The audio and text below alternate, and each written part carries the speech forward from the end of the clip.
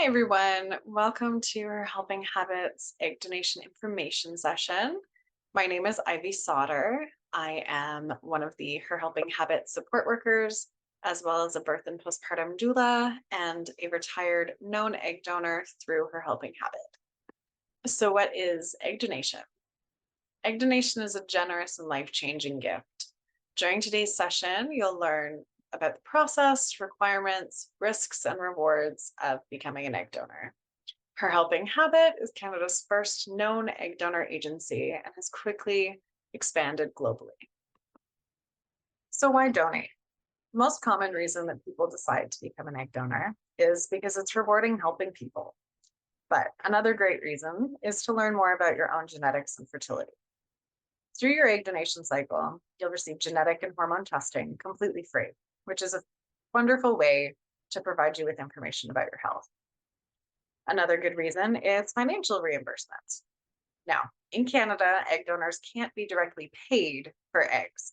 However, it can be reimbursed for any related expenses.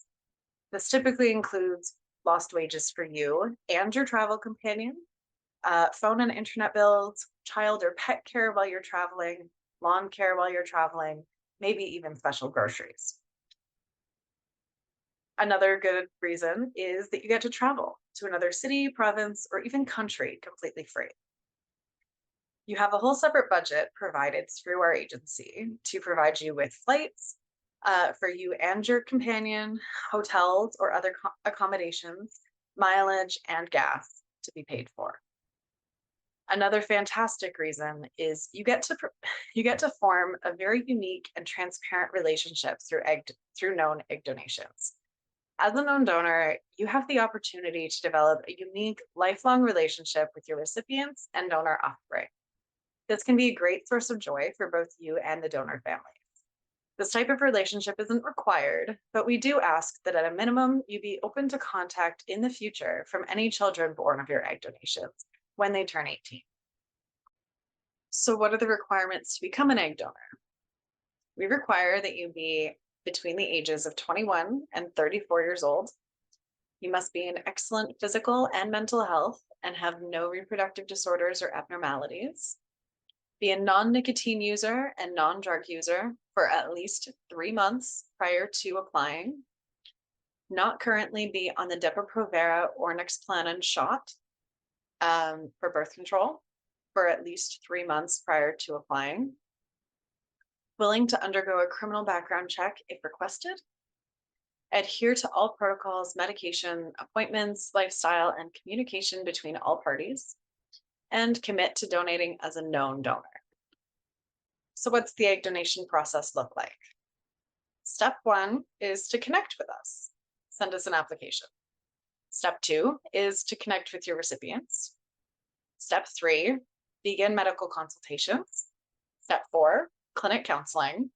Step 5, complete legal agreements. Step 6, your donation cycle begins. And step 7, retrieval of eggs and creation of embryos. Okay, so we're going to go through these steps together one by one. So the first step is connecting with us. The first thing you're going to do is submit an application from our website. The egg donor application has some basic get to know you questions and a brief health history. This allows us to confirm that you are eligible as an egg donor. You will then receive an email from us with access to your portal, where you schedule a video consultation with one of our case managers. The consultation is a no obligation opportunity for you to ask all your questions and learn in more detail all the ins and outs of the egg donation process. After your consultation, you can get started on your donor profile. Your profile is essentially a much more detailed version of your application. There will be lots more get to know you questions, a more detailed health history, as well as a section for you to upload photos from childhood to present so that our families can see. Step 2, connect with your recipients. When intended parents see your profile in our database and decide that they'd like to know more about you, they will ask to arrange a video call with you, and one of our case managers will sit in on this call to help facilitate conversation and answer questions. This is your opportunity to ask all your questions and learn about the intended parents.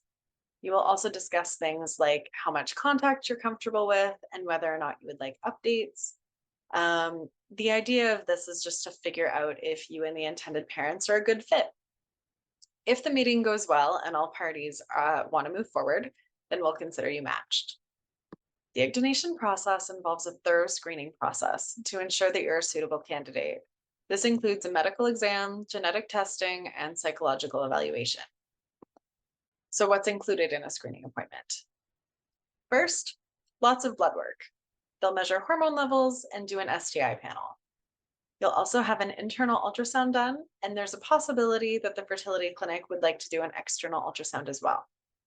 You'll also do a urine test, which is a drug screen, and an STI panel.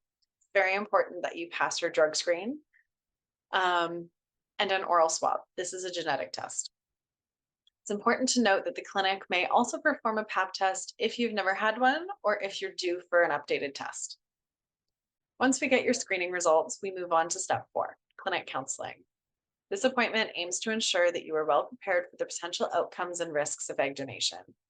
You will be psychologically screened in person or via phone by a social worker or psychologist. The aim of this meeting is to ensure that you are well educated about the egg donation process and that you have a good support system around you. Okay, so what are the risks to egg donation? The hormone injections used for follicle stimulation can have a wide range of side effects, including bloating, mood swings, nausea, headaches, hot flashes, constipation, and ovarian hyperstimulation syndrome, or OHSS. OHSS occurs as fluid leaks out of the ovaries and collects into the free space of the abdomen. This condition can cause pain and bloating. In rare cases, individuals may need to be hospitalized for treatment. It's important to note that OHSS is highly treatable and is almost always preventable. This is why we monitor you very closely during your egg donation process to make sure that we keep you in a lower risk category. We can do this by adjusting dosages of medications and triggering you sooner rather than later if hormone levels are too high. Additional egg donation risks to consider. The actual egg retrieval process is a minor surgical procedure, and it carries a slight risk of complications such as infection and bleeding. If the donor is sexually active, she has a higher chance of becoming pregnant throughout her egg donation cycle.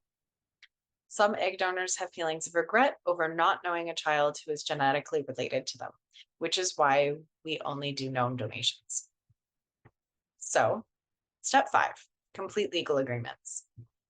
So what's included in the legal agreement? Some basics that we go over are parental rights, reimbursement, future contact, responsibilities, and excess embryos. So in terms of parental rights, you as the egg donor will be signing away your legal right to the child, meaning that you cannot claim the child as your own later. The intended parents will also be signing documents that prevent them from coming after you for child support or other care. Reimbursement. As previously stated, a first-time egg donor typically receives between $4,500 and $6,500. The number that's agreed between the two of you will be laid out in your legal agreement. Future contact. Future contact can look very different depending on the relationship between intended parent and donor. Some donors would like to be very involved, and some just want to know if a baby was born, and that's all, and that's fine.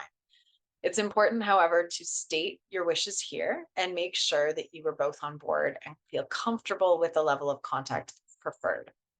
The future contact section is a little bit more of a guideline so that everyone is aware of how comfortable you are, but is open to change over time. The best relationships with intended parents and donors tend to develop naturally over time. So you may say you only want to know if the baby's born and see a picture, and within a year, maybe you get a monthly picture, and that's just how it works out. So it's important to kind of be open to let the relationship flow naturally. However, if you're very specific about something you'd like, it's important to include it in your contract. Responsibilities of the egg donor, as well as the intended parents, are laid out clearly in the legal agreement. Now, for the egg donor, your responsibilities typically include your responsibility to take medications on time, to avoid certain substances throughout your egg donation process, to attend all clinic appointments, keep intended parents and fertility clinics, as well as our agency, up to date on any new information, as well as in the future, if you develop any health conditions that may be passed on to the child, you legally have to update the parents. The parents as well are legally required to update you if the child develops any health conditions so that you're aware if you plan to have children in the future. Lastly is excess embryos. So there are typically three options with excess embryos. If the intended parents that you did your egg donation for have now had their children and they don't want any more, but they have remaining embryos, there are three options. One is to find another family to donate the embryos to. So if this is your preference, it's important to state it. The other two options are that they be donated to research or destroyed. If you don't care one way or another, that's perfectly fine. If you have a preference, please lay it out. Another thing to keep in mind is if you would like them to be donated to another family and the intended parents agree, you have a right to be involved in a legal contract with the new family, as that is your genetics being passed on the same way as this egg donation. Your legal agreement can be passed back and forth between you and the intended parents as many times as required until everyone is comfortable with the agreement. Don't worry, Her Helping Habit will provide you with a lawyer, and it will be paid for through the egg donation, not by you as the donor. Okay, so step 6, medication starts and your donation cycle begins. The first thing here is birth control. Not all, but lots of fertility clinics will put you on birth control for a week or two before the start of your hormone medications. This allows them to plan for the start of your period much more effectively and allow our agency to plan for flights and hotels accordingly. Once your menstrual cycle begins, you will have a monitoring appointment, which includes an ultrasound and a blood test on day 3 of your menstrual period. The blood test and ultrasound give a base level before starting hormone medications and make sure that your body is prepared to start meds. If all looks well, your fertility clinic will give you instructions to begin your injections. Once you're instructed to start medications, you will typically be taking 1 to 2 injections for the first week or so, and then introducing a second or third injection for the remaining days. Throughout your medication cycle, you will continue to have your monitoring appointments every other day until retrieval. These monitoring appointments will include a blood test and an internal ultrasound to measure the follicles as they grow and monitor your hormone levels.